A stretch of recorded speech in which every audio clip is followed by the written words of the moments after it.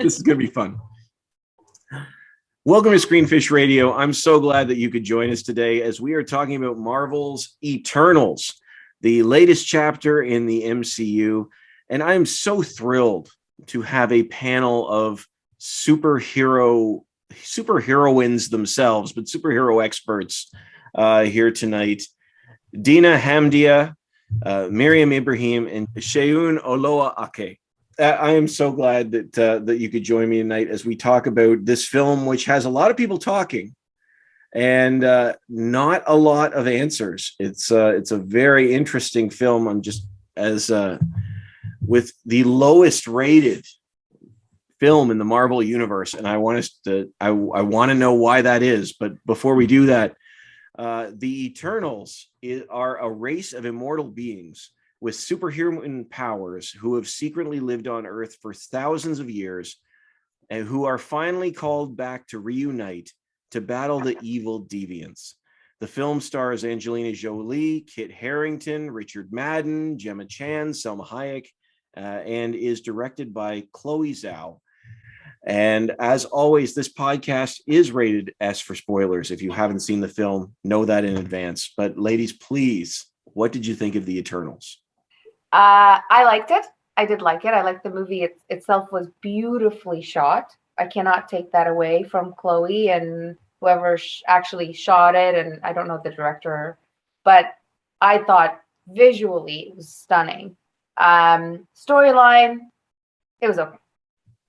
And the reason why it was okay is because there was just a lot of missing pieces that could have made it a bit more compelling. And you sort of lost me sort of midway through the movie. And I think you got me again near the end for obvious reasons, but in the middle, I just sort of got lost. And so for me, it was the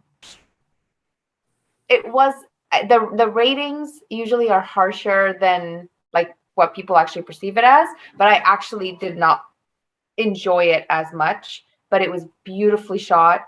I loved the scenes. I thought the script simplistic. It wasn't as great. I mean, I thought Black Widow was a bit witty, right? So I'm like, ooh, I was looking for more out of that. And so that's my take is initially. It wasn't as well written as I would have liked it to be. Okay. Others. Sorry, tough off the bat, but that's just my take on it. I have more positive things though. You can say negative things. It's a safe space, Dina. Yeah. It's a safe space. I'm gonna keep it on. This is a circle of trust, right? Circle of trust. That's what you told me. I wouldn't have signed on. Yeah. just publicly broadcasted circle. It's just us. It's just us here. That's a lie. It's not like we're interviewing Clifford the Big Red Dog here, Dina. Yeah. You mean to tell me that any chance I may have of getting a job with Marvel is officially over after this. So that's just great. I just completely butchered their movie. So that's fine. That was butchering the movie? That it was No, I have more. I'm scaling. There's more. Oh, okay.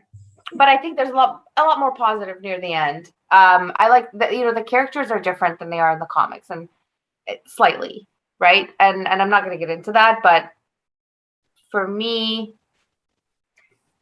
they really went there in terms of like mischief, like being mischief, and have these characters that are a bit evil. Those are correct. That is out of the comics. Usually they stay away from that. And so I was really happy to see that. There was a scene with Dina where she actually like chopped, the deviant in half, or like, and I was like, wow, you know what? Just like, in that scene in Falcon and the Winter Soldier, right? With the shield, they went there. And I liked that. So I saw a theme of them sort of going in that direction, because usually Disney does not. So I mean, I have other places I want to go with it, but I want to hear from the rest of you guys first before I dive in. I liked it too. I absolutely agree with you that it was very visually stunning. Like it was just a beautifully shot film. And I think it is not your typical Marvel movie. So even the little pieces that were intended to be kind of witty or funny, they didn't land as lighthearted. as other films have, right? And that was one of kind of the hallmarks of Marvel is they do a good job of dealing with like heavy subject matter, but keeping it on a lighter tone. And this movie didn't have so much of a light tone. But I really liked it. Like, so while atypical of a Marvel film, I thought it was visually stunning. I thought they tackled some really interesting subject matter. I thought it's a great movie to really talk about after. Like, I think there's a lot to play around with in terms of the ideas, the ideology, and even little things like where Athena calls out that she's mistaken for Athena, and she's like, it's just Thena. Like those little pieces. And I was like, it's kind of neat how it's weaving, trying to kind of weave or parallel a little bit like our reality with this very obviously fantastical and not real story. I jokingly said to Steve, and I do kind of stand by this a little bit, I'm like, yeah, basically it's Guardians of the Galaxy 2 thematically, not humor or with the Sentinels from X-Men. This is what they did. They just combined these two things, and that's how they made this movie. Or a potential crossover with DC soon. There's lots of mentions, little DC things. And I know Steve has probably noticed that too. Like that crossover could potentially come. And that's not abnormal for the comics, right? Like for them to have that. And so for the movies, there's lots of studios, lots of politics, lots of contracts. But could it happen? I think so. And that could be groundbreaking. Yeah. If you put in Superman, right? And you put, I mean, you know, that's not split hairs. A lot of the characters in Eternals were kind of similar to some of the characters that could be DC. And so it's sort of like, okay, like we know these characters, right? Yeah. But that's what I'm sort of excited about is what they're setting up. I loved Makari's character in this movie is different than the comics completely. You know, she is obviously has a disability. This is something that isn't in the comics, and it was beautifully done. And I say that because even the sign language aspect of it, I was captured. Where I was like, you know what, I wish I knew sign language. Like this is so people who communicate in such a way now go into movies seeing themselves. That touched me like more than any other inclusion that they had in the movie, because let's be fair, everything was inclusion in that movie. They had the female lead, right? Asians, they had, you know, Indian, they had Black, they had everything. And for them to capture that sign language aspect of it and have people, children even, want to learn that, I was completely captivated. I don't know if anybody else did, but that to me was really cool. I loved it. Loved it. So there's my positive, Steve. Told you I had one. Just one. Don't get excited. Just the one. I have so many thoughts on things you just said, but I a lot of them, I love that aspect of it too. Let me say that. But I mean, there's so many thoughts on what you said, but I want to let Seun have her say. What do you think? I feel like I only saw it on Monday, just 2 days ago. So I actually do feel I don't remember what happened in that movie, really.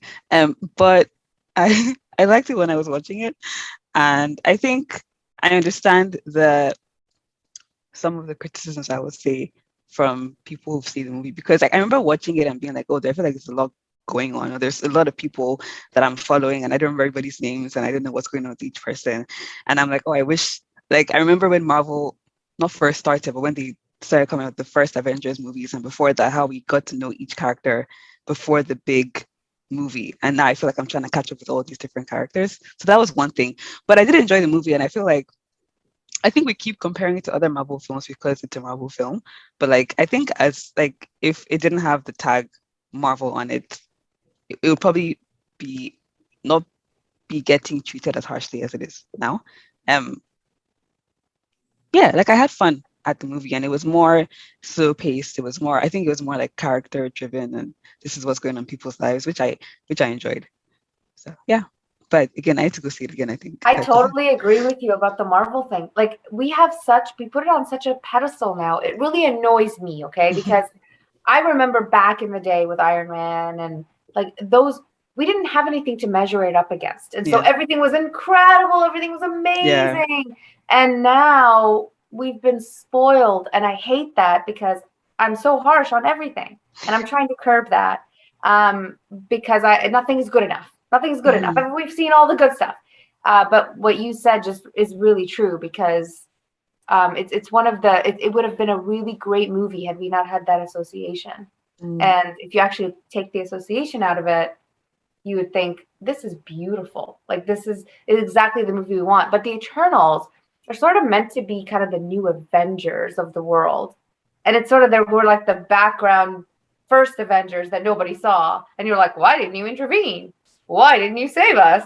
They're just kind of lingering, but they are technically a team of heroes that we were never close to. And so to your point, we never got to know them. So now we're getting to know them, but not really individually. It's all together. So I agree with your assessment on that. That's a good assessment about the Marvel Association. Because now I'm harsher on myself when I give critiques. So well, I think of it like this. Marvel makes great chocolate chip cookies. They make great chocolate chip cookies, like the type that you're just like, let's throw down another one. And so you hired a different chef here who doesn't bake those same cookies and came out with, I don't know, lady fingers. Let's pick another cookie. And people went, this is not what I like. It's because you brought in somebody who doesn't do that. And the woman just won Best Director for a film about who made a film about a woman who just drives across the American Midwest. And guess what? Has stunning scenery, long takes, quiet moments, and character-driven dialogue with almost no action or almost no story. And you hired her to make you a Marvel film. And I'm not saying I really like the movie. It sounds like I'm being harsh on it. I'm actually not. What I'm saying is I think you're going back to that idea of expectations. I think no matter how many times we say we want a different type of cookie, when you slap a Marvel logo on it, it better be chocolate chip. And Marvel has a problem, but it's not their problem. I really think Marvel has a problem with the internet, and we see these films that are trying to push boundaries and be more inclusive and be more open. And people are just crushing it because of it. Now, I'm not saying that the movie is phenomenal and there should be no negative criticism and all that. I'm not saying that at all. But I mean, it was in the negatives on Rotten Tomatoes before it came out. Because of people who are frustrated with these conversations that are broader. And this was a boundary breaking Marvel movie in every sense of the word. It really was. It's their first sex scene, an inclusive cast. Dina, I am so glad you brought up those DC references, because that was what I said in my review. This is a DC movie. Yeah, that's what it is. It's a DC movie, and it's like if it were the Justice League, people would like it. First of all, it would have been filmed a little differently. It's filmed in a very Marvel style, but it's more reflective. Yeah, it's more character. Well, not the Snyder cut. Just saying. Oh, we're not for getting that Snyder cut. Yeah. Don't hate on the Snyder cut. All right. Yeah. We'll go at it. Anyway. Exactly. The Justice League is a whole other ballgame, but yes, similar. You see what I'm saying though? Like the tone, the style, and the conversations that they brought into this are DC tropes. Just not as dark. Like it did. DC likes to take it into that darkness. Just not Disney, because Disney is Disney, right? Like that's what I'm saying. They push the buttons, the sex scenes, the killing, the chopping heads off, and you're like, oh, Disney's doing stuff. They take baby steps to feel people out, and they do a lot of polling, right? You have to understand, Disney does a lot of focus groups and polling. Is this resonating? Are you offended? Right? You have to understand, like, they're always going to be doing that. And I think with DC, they took a lot of risks and they failed miserably. I mean, Justice League initially was not great. Yeah. And that's why people wanted the darker Snyder cut. They didn't realize people were wanting the darker side. Yeah. And I think now Marvel is realizing this whole inclusion piece, if done right, can be really successful, right? Like, from my perspective, Makari was amazing. Like, just put her in a movie and I'm good, and give her a show and I'm good. Like, that to me was amazing. And so if it's done right, it works. If not, it doesn't sit well. It doesn't land. And so you have to strike a balance. So I agree with you, Steve. I mean, it's a totally DC movie, and that's the first thing I saw when I saw it. Even the fact that they throw those references to Batman and Superman, yes, are like, I'm sitting there and I leaned over to Mira. I'm like, what did he say? Like, what just happened? What? Yeah. Because that doesn't happen. They're opening a door. They're opening a door to a crossover, which is what I'm hoping will happen.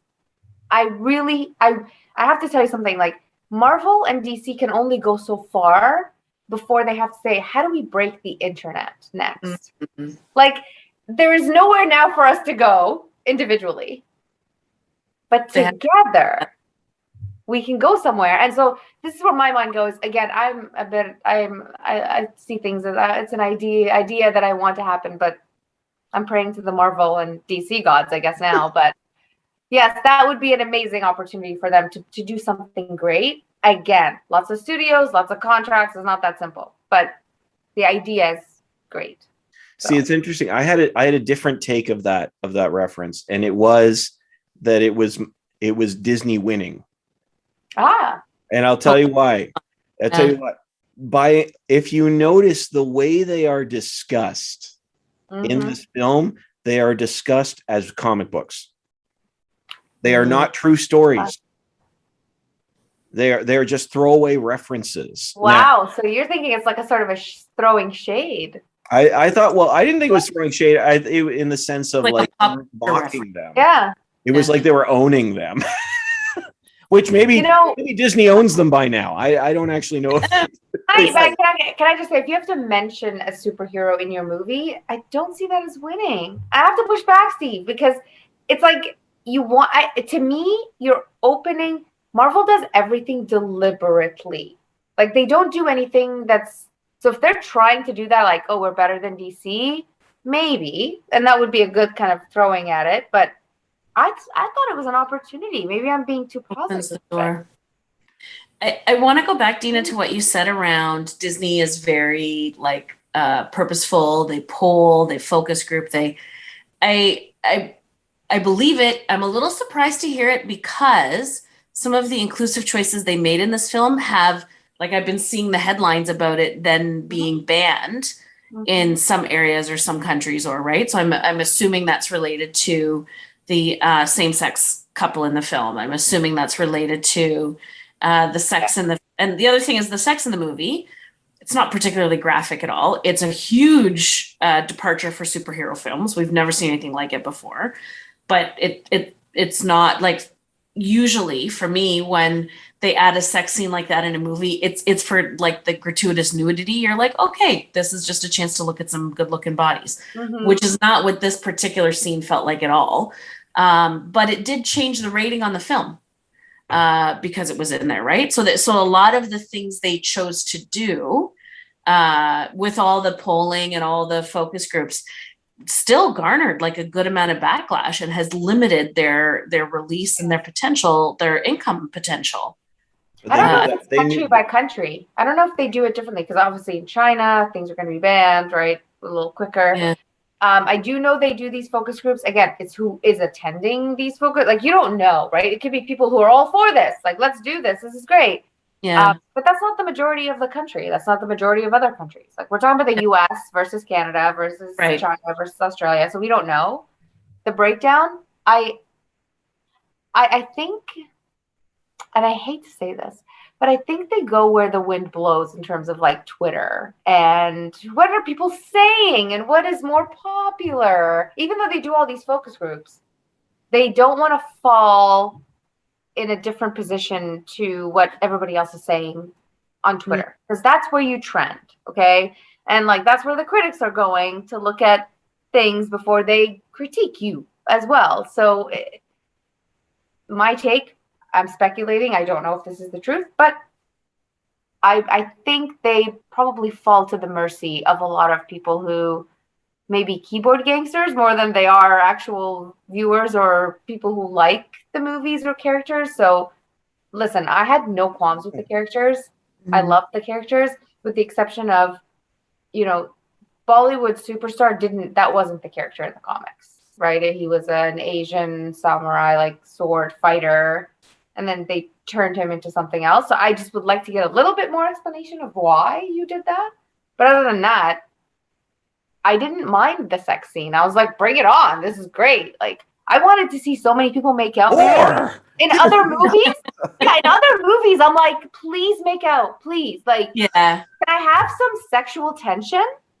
Like, I need it, and I need to see through it, and I need you to see it through it because I want to watch it, and sometimes I didn't get that in Marvel movies. I didn't. I don't know. It just didn't fit for me. The sexual. Yeah, like it just. I was like, I appreciated the intentionality of like, this is a 7,000-year love story. Oh and I also loved, by the way, that part of their inclusivity wasn't just the same-sex couple, wasn't just adding a disabled or differently abled superhero, which was awesome, but they also did like a ton of religious diversity through their montage of that relationship, right? Which was so cool to see. And so I loved it. I dig it. I'm buying the relationship and I'm loving the expressions of it like throughout time. But I don't know why. Maybe the director's It's the characters. It's the characters. I didn't like the relationship between the two of them. Yeah. It actually, I'm not gonna lie. Like, it didn't fit for me for the two of them. Now I like seeing the sex because I'm like, oh, Disney's doing sex now. This is great. What's next? It's the two people who are in love that didn't connect with me. And I don't know if that was the same for you, but that it was that they made her the main character of the movie.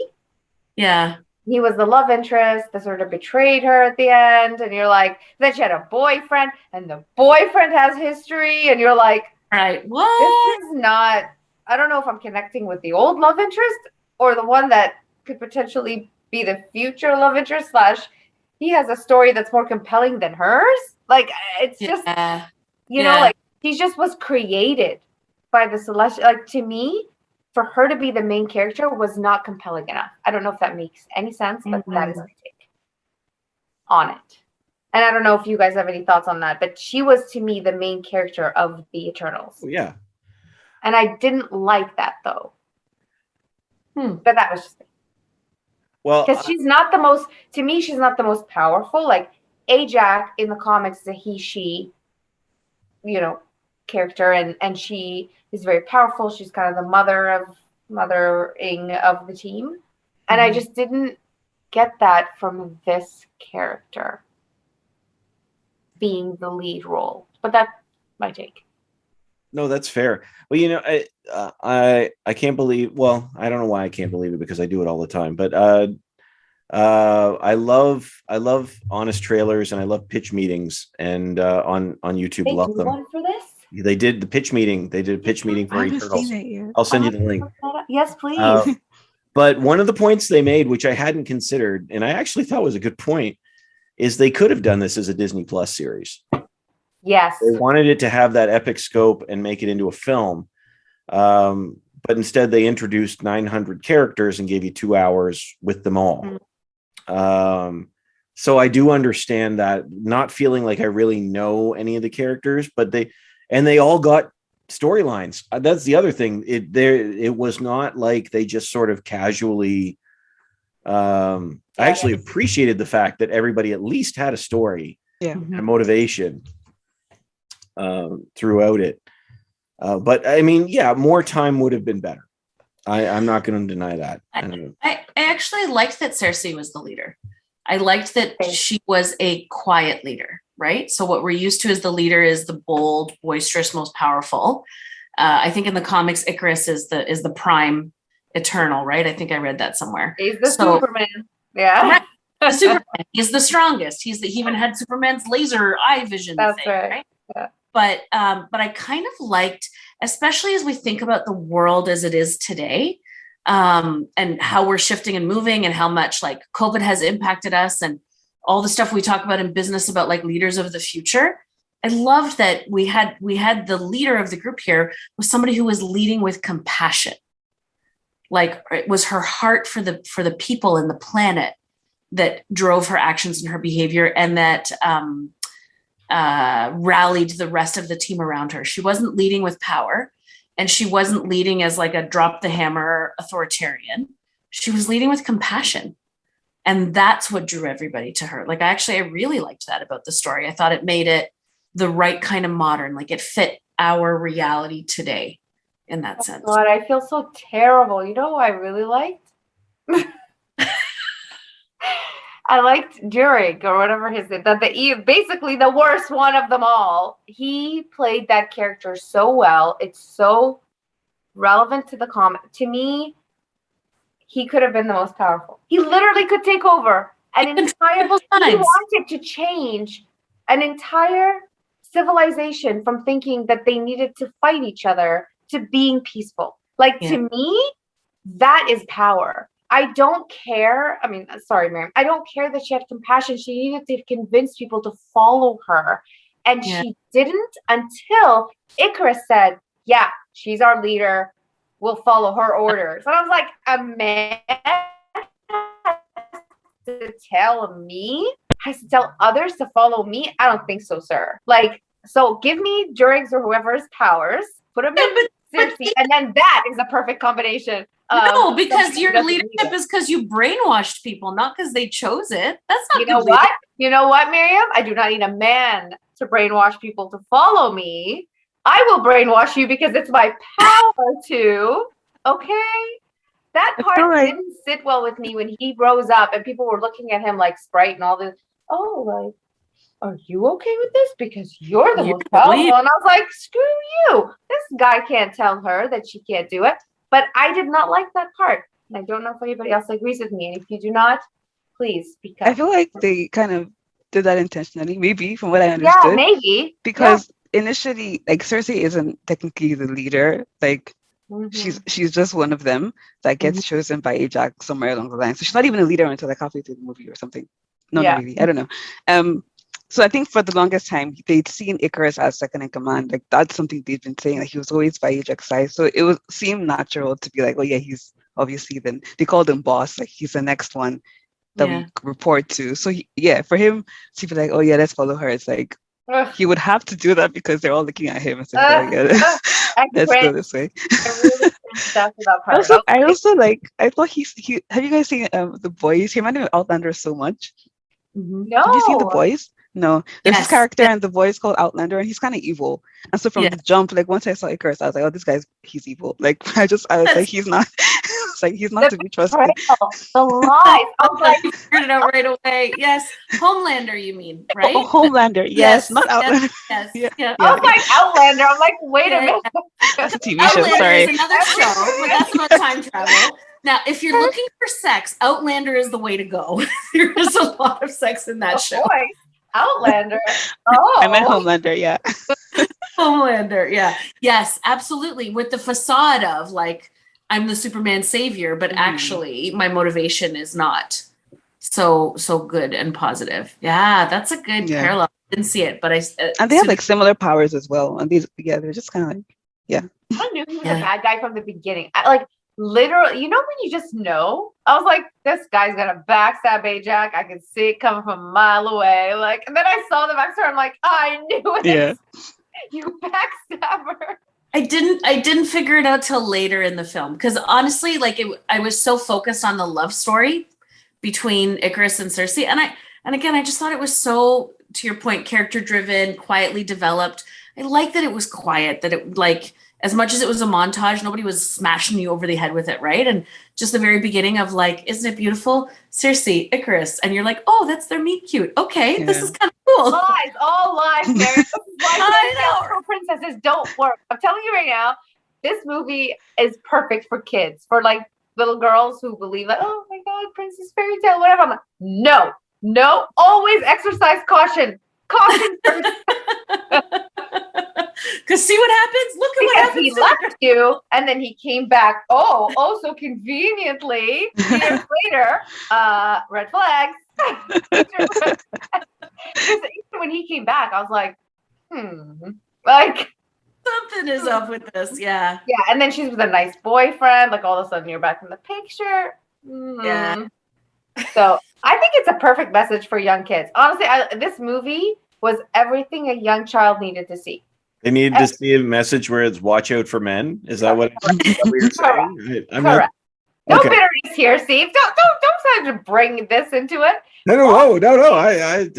Hey, You know what's watch out funny? for men. Steve is always with all of us ladies, and then it's just him, and we're just talking about stuff, and I feel so bad for him that he has to comment. So I apologize. No, don't.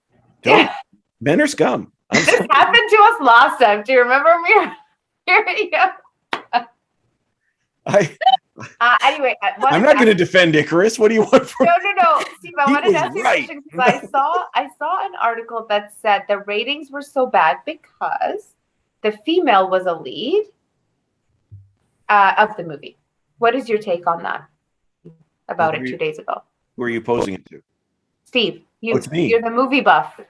Have you seen that be the thing, like ratings for female-led movies? Oh, I think it could be. However, having said that, you've got a film like Wonder Woman. Yeah. Oh God, so which good. blew the roof off, and everybody said it was incredible, and people wanted it nominated for Best Picture, and it was first one though, right? We're talking first about one. Yeah.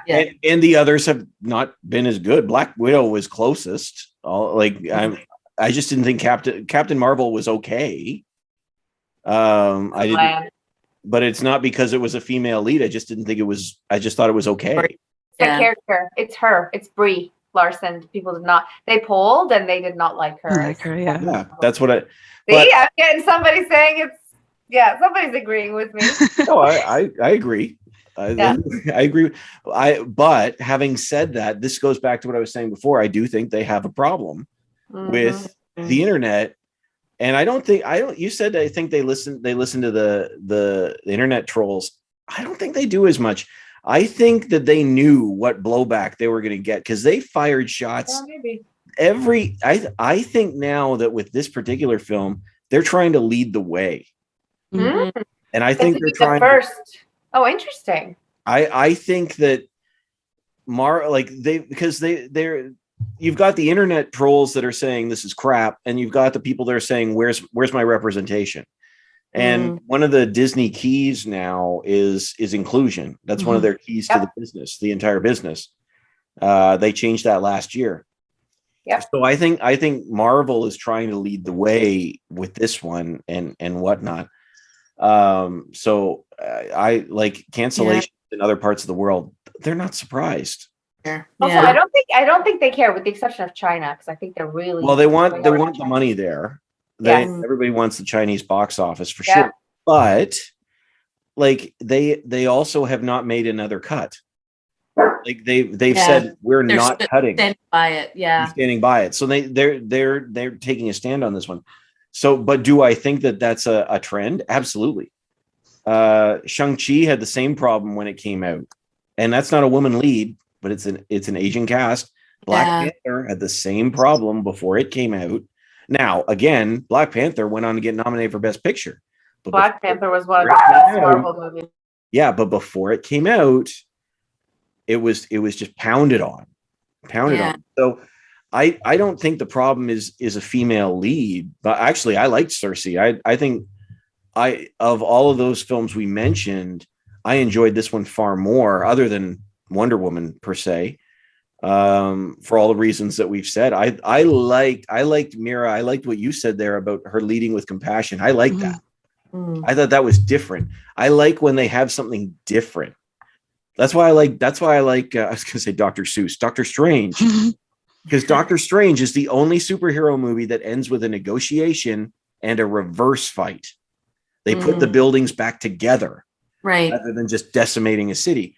So with this particular one, I thought the representation, like they did a lot of representation. It was like they tried to represent everyone in the entire world in this, and I mean that literally. They really everything. It was literally perfectly orchestrated, like I love that. listed on a board, and I was really enjoying that. That was one of the things I thought they did well. There's a Bollywood number in this one. Oh my God, I couldn't. And honestly, to be honest, it was beautiful. Yeah, but here's the thing, with Kumal, his name's Kumal, I think, in real life, but he worked out so much. Okay, he had beautiful abs. Not once did he take off his shirt. I was so disappointed. I'm like, I saw your arms during a Bollywood dance. What the hell is this?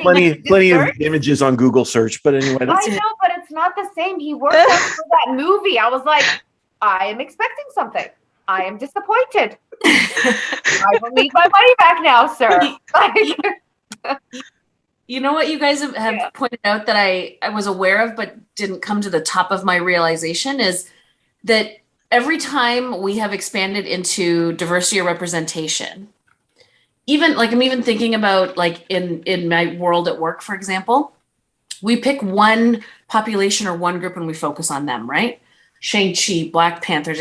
The thing about this, which was awesome, is that it was actually multicultural. That diversity was not, hey, this is, Asian focused or Black focused or something else focused. It's everybody. We're looking at multiple dimensions of diversity and bringing that intersectionality here.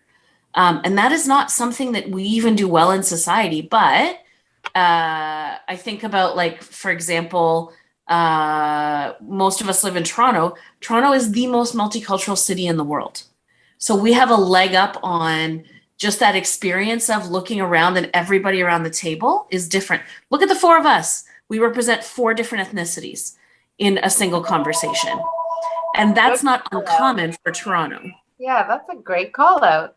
And one of the things I wanted to bring up to Miriam's point about inclusion that I really loved, not even inclusion, it was sort of like an indirect, Cena, with this whole, she's being controlled, her mind, she's losing her mind.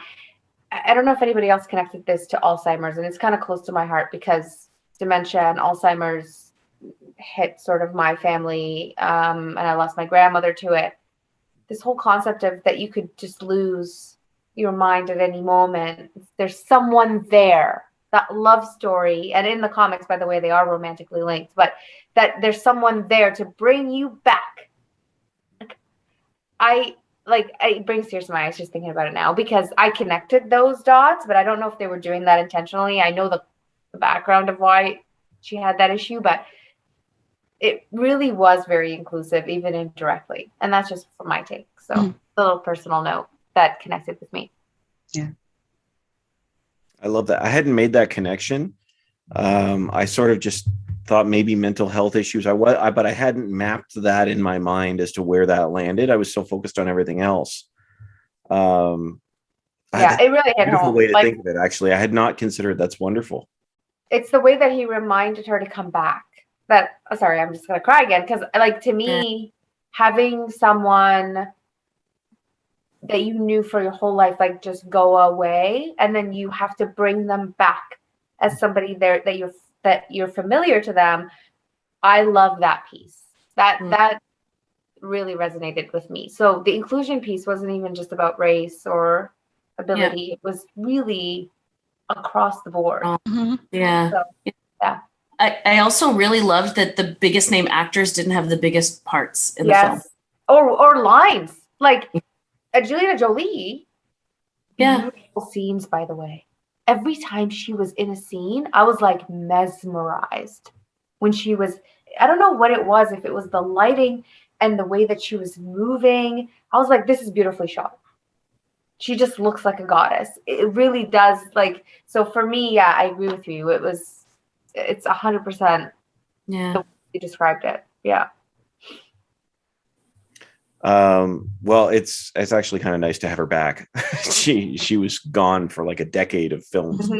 Um, Steering away and into the bigger ideas, we sort of touched on it a little bit, but I would love to know what you think of the Eternals themselves and their interaction with the human race in this particular film, and the way that they handle those conversations. Because again, to me, this is steering into DC territory. We don't talk about they are treated as gods in this film. They are perceived as in so many ways, and the conversations they're having are massive conversations.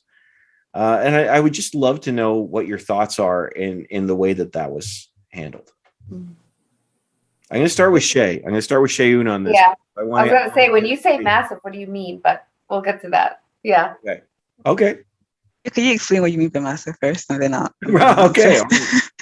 I just think that when we look at the way that Marvel has told their stories, they tell them a certain way with a certain type of trope, and that trope is generally the hero who needs to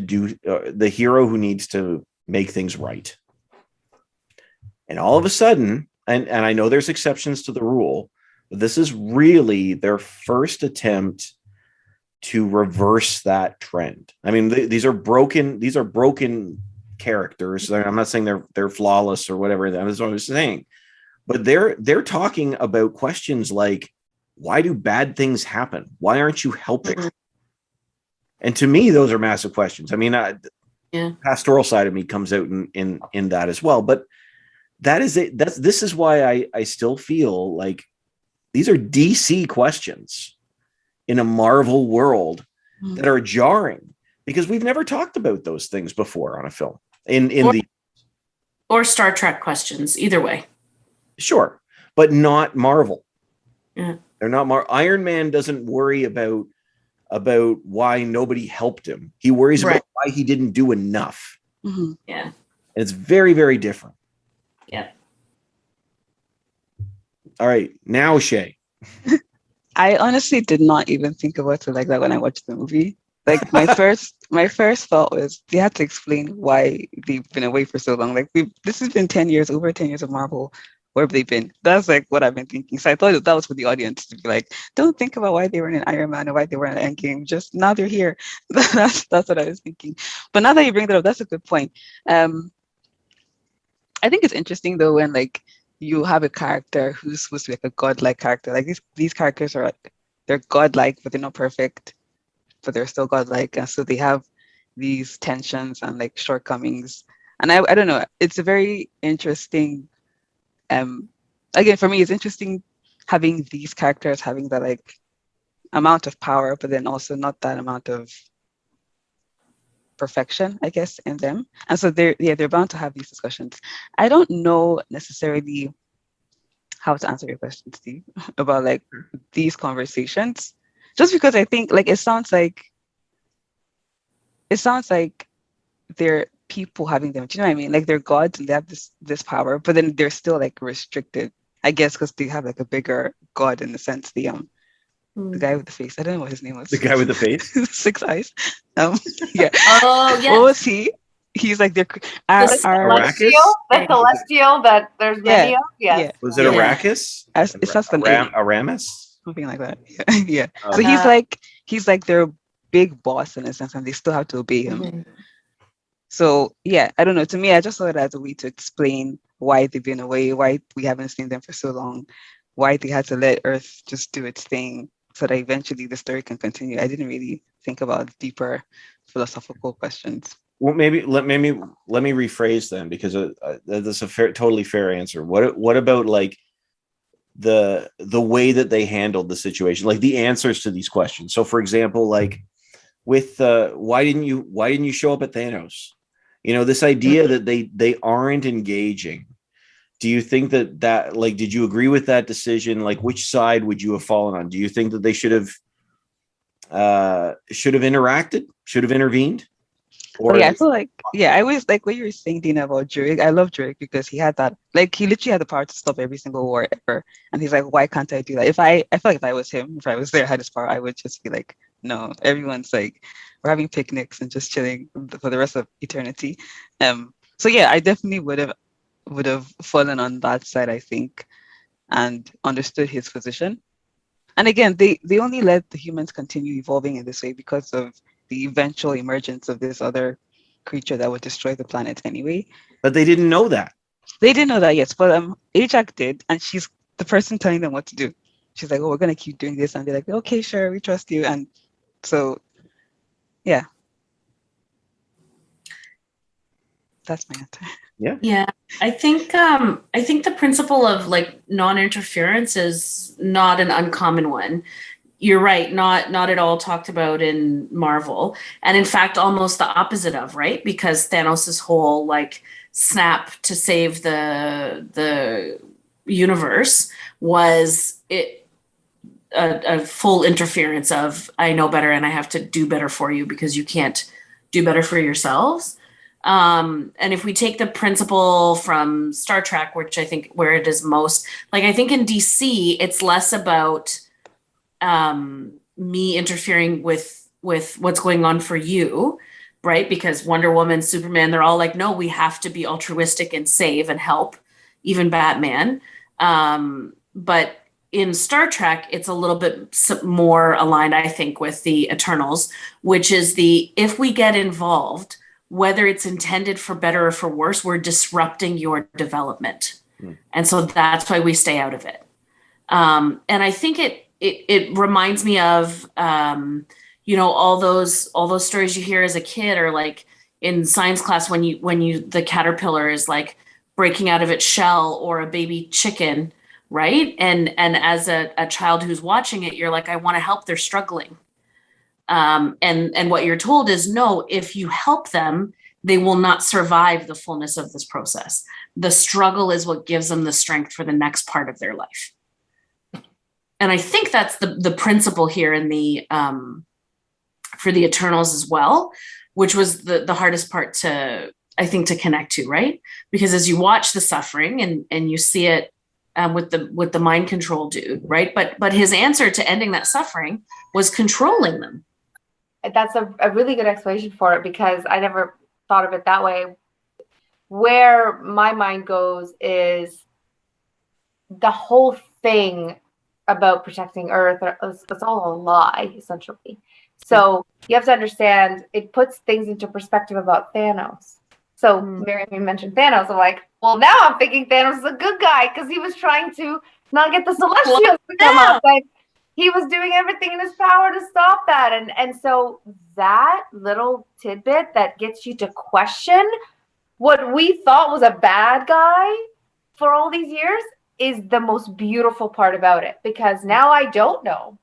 Because in the post-credit scene, spoilers, Eros is obviously Thanos' brother, and here's Harry Styles, which really caught me off guard, but whatever. And they're both from a celestial background, essentially, okay? And so Thanos would have known everything Circe would have known, essentially, at some point, maybe. Mm-hmm. If Thanos knew that if we kept developing humans and they kept populating and they kept all, then guess what? The main plan, which we found out at the end of Eternals was not a good plan, would go through. And so it gets you thinking, like, maybe Thanos was doing this on purpose. Snap half the Earth. This puts a stop to the next step in the plan, and so on and so forth. And so I see it differently. And if I'm crazy, label me crazy. I'm fine with that. But that is my take on it.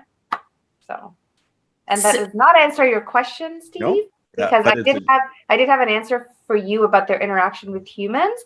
I did not understand how Circe and Sprite could just tell Dane, "Oh, I'm an Eternal." Excuse me? Well, this is breaking some sort of a superhero law, like that I didn't know we were. They're just walking around like. Yeah. That was really strange, and I don't know, Steve, you're laughing, but like, I was like, what the hell just happened here? Like, I need some more information. They have like this wizards is okay. and We didn't Iron get Man any flying lay-in. around. Yeah, there was no like a slow in to this is why. Anyway, I'm gonna stop ranting because that's my take. on this. I love that in the midst of that, Shay just says, well, they have wizards already and Iron Man flying around.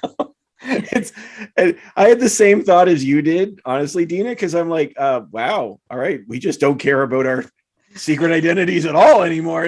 No one cares. I'm an Eternal. Excuse me? Yeah, I can do that. Oh, okay. Let's move in together. I've been alive for like 5,000 years. Oh, here, I brought you a pin from like years ago. And I was like, what? I'm like, there's something here that I can't put my finger on. See, you know what I thought was really interesting? You brought up Druig before. I thought he was the villain of the movie. Why? I thought he was the most villainous character in the film.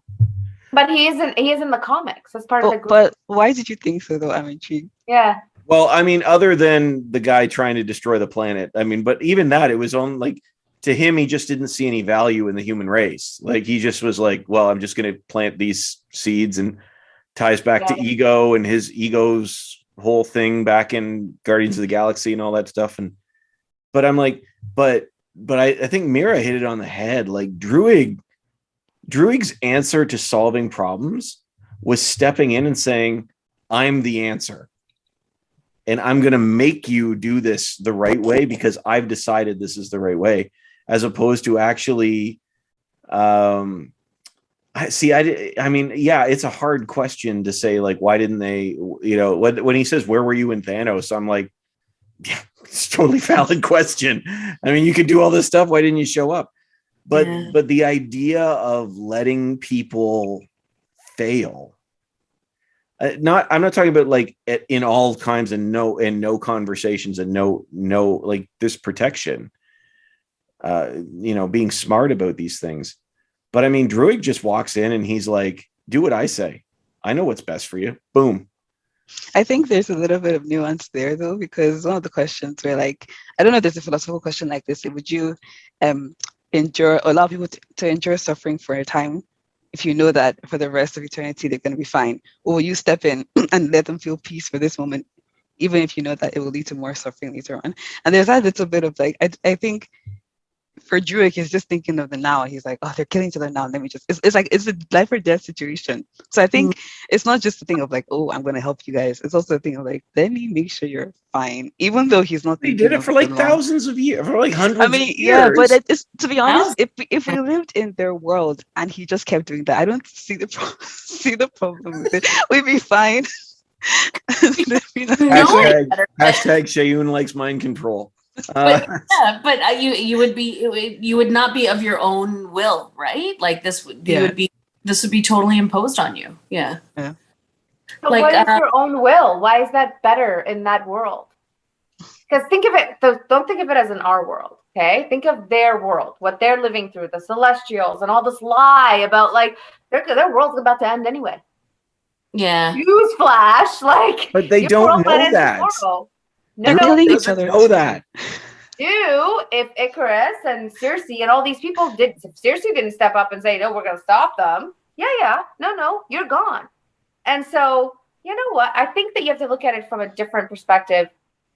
I personally think that he was trying to salvage these civilizations he had to live through that were torturing each other. And he's watching his fellow Eternals just watch and be like, don't you worry. These humans are going to develop. This is going to be amazing for them. It's like, for what? And then at the end of the movie, I find out it's for this freaking being coming out of the ground. It's for, and then the whole earth is destroyed. You kidding me? No, I would have done what he did 100%. Yeah, I do think it came from a piece of care and compassion in his own way. Yeah, I think it is. I think it is short-sighted though. Like, so I agree with you. I don't think, so Steve, I hear 100% what you're saying of his answer was always, let me just take over because my way is the best way. I don't think that was maliciously intended, I guess is where I'm connecting it. Yeah. I'm not saying it is. No villain, no good villain has a malicious intent. Steve, what a great comment. Yeah. I see. this is what I was trying to get to. Like, not even Thanos has that type of intent. I think so. Miriam, I totally understand that side of it. Cersei was reactive. She was reacting. Okay, I see him as proactive. He was being proactive because if he could salvage this, civilization, make them peaceful, maybe there's a way. She was just like, oh, Ajax died, and now I'm this like person who has to fix this. She's reactive. I saw him as being proactive. And I know that sounds crazy, but that's just my take. No. And I don't care. Proactive, still a villain. Like him. Yeah, I like him. I liked him. I like his character. I like his character in the comics. With Cersei, I just do not see it. And I get it. Lead with compassion. That can only take you so far. And I just did not understand her as much in this movie as I should. Oh, well, how far does it take you? That is a throwdown. She was not. I did not connect with her as a character at all. No, that's okay. That's fine. What I'm talking about is you said leading with compassion only takes you so far. Only takes you so far in those movies. I'm talking about the movie. I'm talking about in that world where the world's about to end and like she's facing off with her other folks. Her superpower is compassion? Like, hell no. Like, there's other people who have a high... That's what I'm saying. I'm talking about the super... You have to bring more. And she, in the comics, actually has these manipulation powers, and she has these... So they didn't play up on those pieces as much. And she's a superhero that is actually one of the most powerful, but it didn't show it in the movie, to me. I think I'm going to disagree a little bit because I think it depends on how you're measuring that power. And I think leading with compassion is the slower route, but the longer, the more sustainable long-term route, right? So that's my perspective. No, that's fair. I mean, we don't know what's going to happen next. I mean, we kind of do, but we don't. But the point is that these celestials are everywhere, and they're trying to come up from the ground, and they're at literally every time, like across the multiverses. And you're like, oh, wow. Okay. That is something I didn't totally get.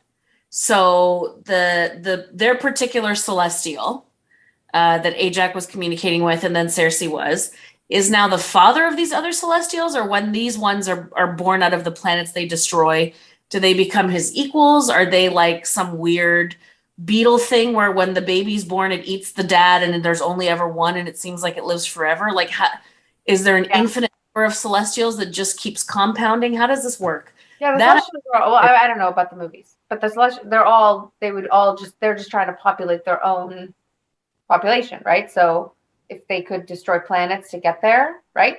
Destroy planets. Thanos, like this is what they do. Yeah.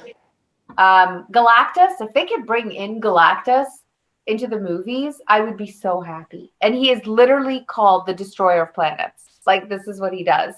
Wow. So, yes, I don't know how they're going to do it in the movies. I think you're going to see this come up in Guardians of the Galaxy because they already mentioned Eros, and the little troll that he was with is actually the troll. So in the comics, the troll is Adam Warlock's little tag along. Adam Warlock, as you know, was in the post-credit scene of Guardians of the Galaxy in the last one or the second one or whatever. So it's like this is gonna come up. This is gonna trickle down to the next thing. And are we gonna talk about the post-credit scene, Steve? Yes, Before we go there really quick, I just had to. I wanted to help Cersei out a little bit. I feel like Cersei out. Don't turn on me. I thought we were on the same team. I understand you, but I feel like also I think this is probably a time thing again. If we had more time with her, maybe, or as she evolves in her powers or evolves as a superhero, she'll probably get stronger in that sense. And I feel like there was a little bit of maybe self-doubt. I don't know, because you know when what's his name? They were filming her for the documentary, and like, what can you do? And she's like, oh, I can turn a rock to water, and I can turn a rock to flowers, and I can turn rock. It's making her seem so small from her own mouth. So I think maybe she also has that kind of, she still has like growing to do in that sense. So hopefully we see her evolve in that way. Evolve like a tree? Like when she turned that deviant into a tree? That was impressive. I was like, more of this, please. I'm so impressed.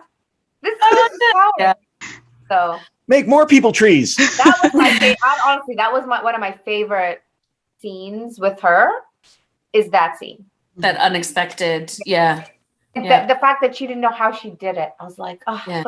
but when you know how you did it, you can do more of it. And that makes it more powerful. See, my favorite part is when Icarus broke the table. And, Yeah, that was good. And he's like, IKEA. Yeah. Actually, have some funny pieces. Yeah, they did. They just didn't pull it up enough. Yeah. Although it also wasn't as dark as like DC, but it still stayed a little below the usual Marvel threshold for darkness. And I wanted, we'll talk post-credit scenes in a second here, because we'll talk about this forever. But I will say, I think that's one of the reasons that most people are saying it doesn't work. You've got DC level style in a Marvel package. Yes. And it just don't work. Marvel, it's the wrong type of cookie. And no, but yeah, it's exactly like that. When you know what something's gonna taste like, but when you taste it, it doesn't taste like that. You're like, oh, Yeah. that's like weird. it's whiskey. And you know what? You come to actually detest that because it feels like a deception.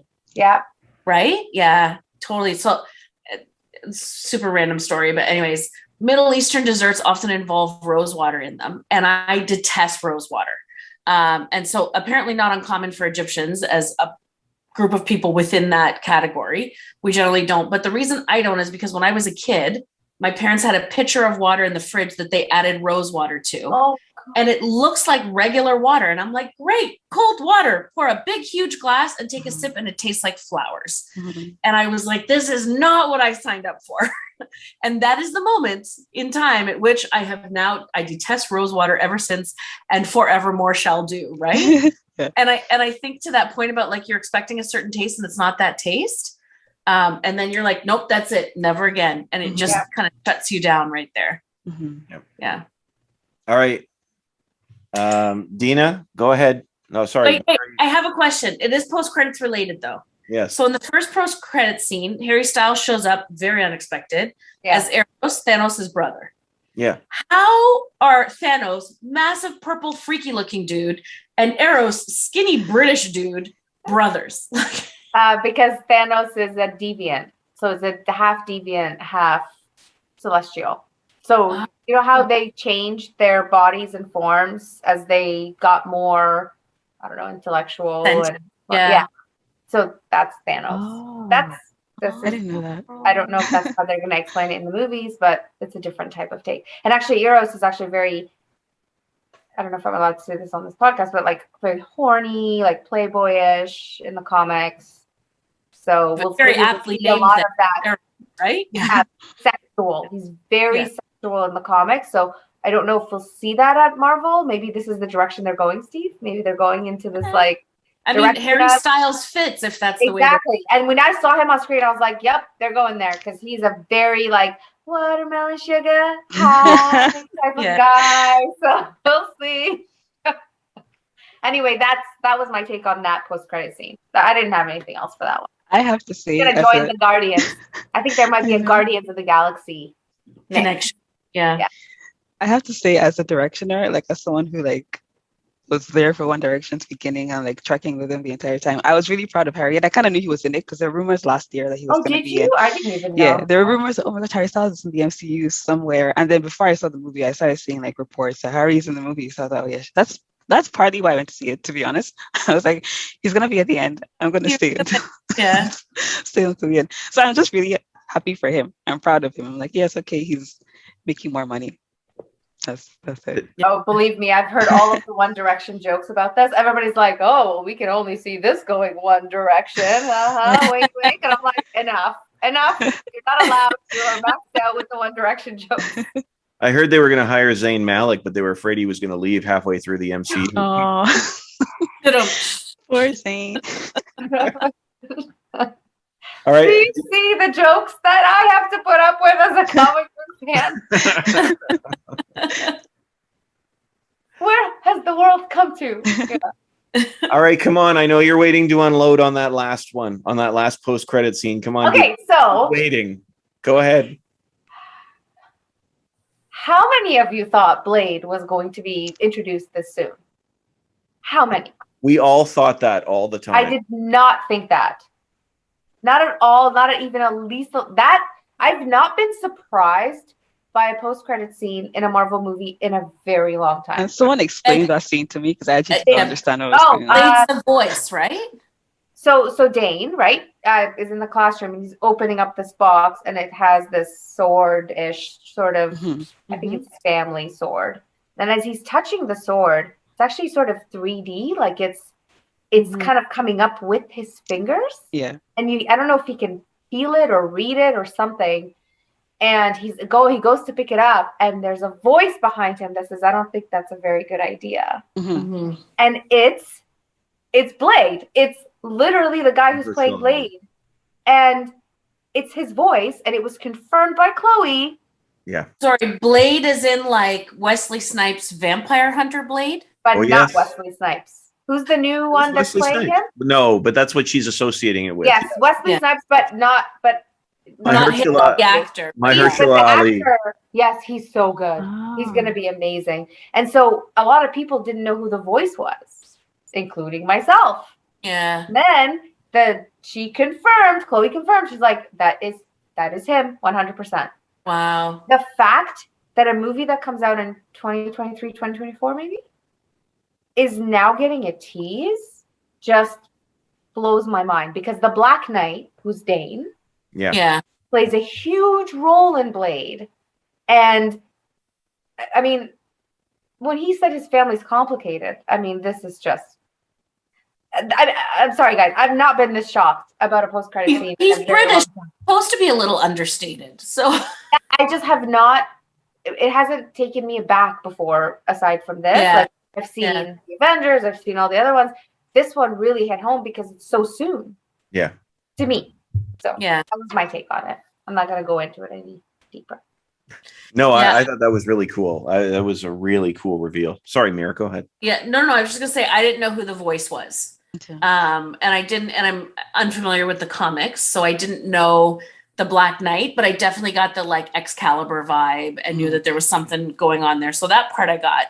But the voice, I was like, who is that? What does that tell me? I don't understand. So but a lot of people were like that, and then there's people like me who are like, whoa, this is huge. And you're trying to tell others this is huge, but they don't.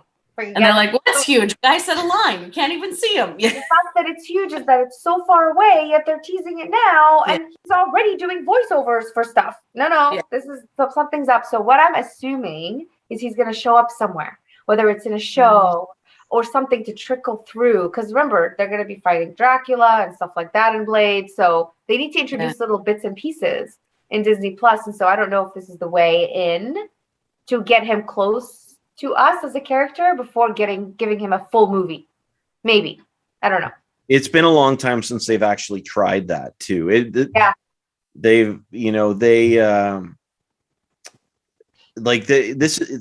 is one of those films that they actually announced. Like, it's funny, they announced Blade, they announced Fantastic Four, but no cast for Fantastic Four has been announced. We all knew Mahershala Ali was going to play Blade. So they can reveal him. They can have him show up and have you freak out because, my gosh. And actually, because they've already had that announcement, you can freak out when you realize it's his voice. If they don't make that announcement, you're like, okay, who's he playing? Yeah. Because so it is an interesting tactic, and you've got all these Disney Plus shows coming out, so they can weave it all in, and they've got the Sony universe as well with like Morbius and all these things. I will say a lot's going to come up in Spider-Man. Oh my God. I'm so excited for that. This is my one beef with what Marvel has done. And maybe it's just because I'm old, but like in the last year, they have about 4 major stories going all at once, which is like really exciting, but when you're trying to sort of say you're following the MCU, there's like 4 different tracks now. You've got the whole thing with the Young Avengers or whatever. You've got the more grounded one. You've got the nothing matters anymore because all time is relative thing with Loki. Yeah, that's so true. You've got this entire almost Eternals universe now, with all characters that are new. Even Mahershala Ali, brand new characters going off in this space direction, and it is just sort of like, how are we tracking this? Like, whereas before, the machine sort of followed its own little track. There were little side things and stuff as it was going, but it was still sort of felt like it was following this overarching track. And there's like 3 major tracks happening at the same time right now. And I'm like, it's almost overwhelming. I admit that's why I'm hoping that they hold off on like more crossovers, if that makes sense. I hope that nobody trickles from one movie into another. I think it would be too much for us. Yeah, it would be too much for us to even pay attention to. I think everyone should just focus on where they are right now and just like stay there for the next 10 years, maybe. And then maybe when we're like, whoa, 10 years. I didn't say that. There's a lot going on, I think. And they're trying to, like the Fantastic Four, there's like 4 of them. There's lots of groups coming in as well. There's going to be too many people, I think, to keep up with. We barely know the Eternals as they are, so I think, Yeah. I can't believe they're rebooting the Fantastic Four again. No, it's going to be good. This one's going to be different. Yes, it has to be good this time. So, because every time they've done it, you're like, no, Kevin Feige is this one. He's going to get it. Trust me. No. And I'm going to push back on you on that one. Rise of the Silver Surfer is a blast. Oh, that is a good one. That is a fun, that is ridiculous. It is one of the pre-MCU movies, and we forget superhero movies look different pre-MCU. Yeah. Also, how gorgeous was Silver Surfer? So for me, Silver Surfer is such a great character. If they could just put him in. Oh, anyway, the point is, yes, I do agree, Steve. Yeah. But also, I just want to say one fun fact before we kind of get off this topic is the Endgame and Infinity War had to actually be spoiled to the directors and the makers of Eternals prior to the movie. And that pissed me off when I found that out. Because I was like, are you kidding me? Everybody else had to be shush and Tom. Yeah. And everybody got in trouble for spoiling. These little people in a room making a movie years from now get to know it? Absolutely not. Like, where's the Marvel? Why would that piss you off? Because you're not in the room? That's correct. That is correct. There it is. Why does Steve know me so well? He's like, FOMO. Yeah. But it is kind of they're that planful that they knew these things were going to impact for this many years. Yeah, I just thought that was weird because Marvel's very hush-hush. And so the fact that they even revealed that they spoiled something years ago to something that came out now, I was shocked because I know how strict they are. So that's it. That's all I had. Also, I'm just venting because I wasn't in the room. I don't think I'm just going to go back to Shane, your comment about like they need to give us a break a little bit. They've introduced too many. I don't think that's going to happen. I don't know if they're going to, I think because they're trying to set up a new phase, right? And all the new characters. Yeah. Like, I think there's going to be a lot of folks in the next Spider-Man film. I think there's going to be a lot of folks in the next Doctor Strange. And they slowly kind of plant so that it's like a weaving, right? So that at the end, you're like, I see how they all come together. Because even look at, like, in Endgame, wasn't it like everybody was commenting on, like, Howard the Duck showed up in Endgame, when, like, pulled everybody through, right? So I think it's intentional, but I think we're going to see a lot of little pop-ups, maybe not full-blown storylines, to your point, like the Eternals, which was like 8 stories running simultaneously because we were learning about the characters. But I don't think we're getting away from lots of little tidbits being added like breadcrumbs on a bunch of different characters for the next handful of years. Well, it's interesting the way they've done it. And we really should start wrapping up because we'll just go forever. We could talk about this, the 4 of us, forever. But I think, like, we sort of know the next immediate big bad is probably Kang. Probably Kang, is the next immediate one, although they could stretch that out over multiple years. I understand that. And Galactus, let's not forget Galactus. But see, Galactus, though, feels like your Thanos build. I know, he's so good. They haven't said his name. They've opened the door for these conversations. They can bring it up again in Guardians. They can do it Avengers, the next Avengers movie someday. They can do, they can do these things down the road. But Galactus, you can wait on. Galactus could be because Silver Surfer, he's the herald of Galactus. So if you do Fantastic Four right, you could. Yeah, that's right. That's right. But you don't have to do Galactus tomorrow, is what I'm saying. Like Galactus could be 6 years, 8 years from now, to be perfectly honest, and build to that, massive saga. But there's just so many things. Like there's just even the Wanda storyline, which technically ties in with the Loki storyline, but also doesn't. It's like another track. Doctor Strange is going to be very busy for this because he's in. He's in Spider-Man too. Huh? He's in Spider-Man as well. I mean, Cumberbatch is in everything right now. So true. But he's in sweatpants in Spider-Man, right? We've seen that clip, so you're like, I mean, he's tired, Miriam. He's in everything. He's like, forget it. Just pick up a coffee. We're coming back for Spider-Man, aren't we? Oh my God, I hope so. I hope so. Okay. I'm so excited for that one. And just the fact that it was a post-credit scene with Venom, mind blowing. I haven't seen Venom yet. Oh, I'm sorry. But it's all good. Spoiler. It's okay. We did say there were spoilers. We spoil all films in every podcast. Have you seen Venom?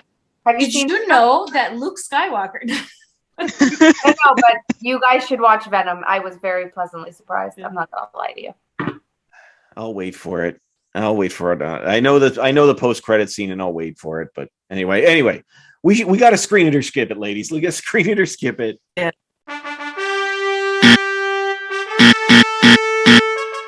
Eternals, screen it or skip it. Screen it. Screen it. I feel like you have to screen it.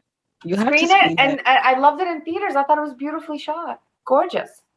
Your pendulum just swung back the entire way on that one. Oh, beautifully shot. Beautifully shot. That plot, things, little things, yeah. But should you see it? Absolutely.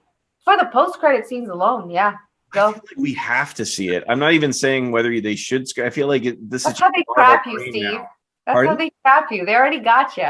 It's like injected in my veins. I know it's not good for me, but whatever. It's fine. Those chocolate cookies. But I would I say screen it because I think this film is worthy of the big screen for the visuals. Yeah. So I mean, character-driven stories normally you're like, I can watch that at home on my TV because it's more about the characters. But this is just so visually stunning. There's a beauty to that in a theater with a very large screen and that's why I think it's worth screening. Yeah, I understand. I understand that, and I'm so torn on this one. I'm so torn, and I'll tell you why. It's gorgeous. I love the different take on it. I just don't think a lot of people are going to like it. So I don't know if I can I would be comfortable saying stream it, wait for it to show up on Disney Plus. But that feels wrong because it's on it should be if you somebody's going to watch it on their phone, and that's just wrong. Yeah. It's made for a big screen. Yeah. But from the story perspective, and I liked it. I liked it a lot more than I thought. I really had high expectations because I was really excited with Chloe filming it and all this stuff. And I was going in looking for a Chloe film, and I got it. That's what I wanted. But I just don't know on this. Well, this is the first time in a long time I've been truly torn. So I hear you, Steve. I'm with you. I just need the theater thing is just the visuals. I don't like. I told you the script bothered me. Some of the plot bothered me. But then you said screen it. Yes, screen it in the theaters. Yes, you have to watch it. It's so beautiful. The scenes with Angelina Jolie alone, I was captivated. So to sum it up, Dina's point is it's awful, but it looks great. So thank you. Your money. You literally summed it up perfectly for me. Yes, that is exactly what I'm saying. That is exactly what I'm saying. And Angelina Jolie is absolutely stunning in this. She doesn't even have many lines, but I loved her storyline. She just touched me, and her fighting scenes were gorgeous. So yes, for that, go. I'm gonna lean away from it. I can't believe I'm doing this because I really liked it.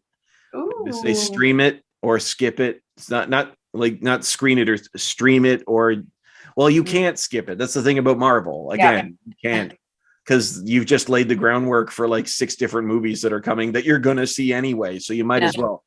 But as much as I applaud the idea of seeing a film like this in theaters that looks great, I feel like you can watch it at home. I get this like weird satisfaction of seeing like people I know from small screen on the big screen. So like again, I'm gonna go back to Harry Styles. I feel like we should go see Harry Styles on the big screen. But also like the idea of like the Flash movies, and I keep hearing rumors that the TV Flash Grant Gustin is gonna be in the big movie. And I'm like, I have to see Grant on the big screen. These are things that I'm like, so just go see it for that. If for anything else, go support Harry Styles. I have to tell you, he looked great. Did. I was like, when he showed up, I was very taken aback. I'm a very tough critic. I was like, what the hell is Harry Styles doing here? But I was like, wow, he looks good. I'm really excited for this. And his demeanor, like the way I was like, he's going to do fine in this role. I didn't have a doubt. So. But you know what the key is, Dina? He don't know he's beautiful. But aren't those the best kind, Steve? He lights up the screen like nobody else. When he flips his hair, I'm overwhelmed. On that note, ladies, thank you for being a part of this. Thanks for having us. I love it. Always a blast. Thank you. Love chatting with you.